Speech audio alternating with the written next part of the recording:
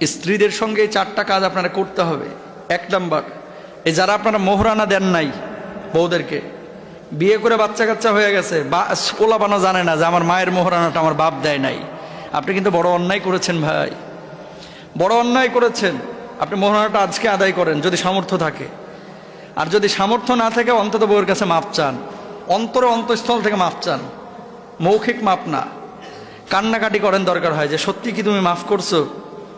মানুষের হক নষ্ট করলে যেমন গুনাহ হয়, বউয়ের মোহরানা আদায় না করে মারা গেলে যদি বউ মাফ না করে আল্লাহ আপনারা মাফ করবে না, নাউজুবিল্লাহ বলেন। ওয়া আতুন নিসা সাদকাতিহিন্না নিহলা। এক নাম্বার কি করবেন, স্ত্রীদের মোহরানাগুলো বুঝাইয়া দেবেন, কৌশল অবলম্বন করবেন না, আল্লাহর সাথে গাদ্দারি বেঈমানি করবেন না। মনে রাখবেন, স্ত্রীর সাথে যে আপনার সম্ভোগ হয়, মেলামেশা হয়,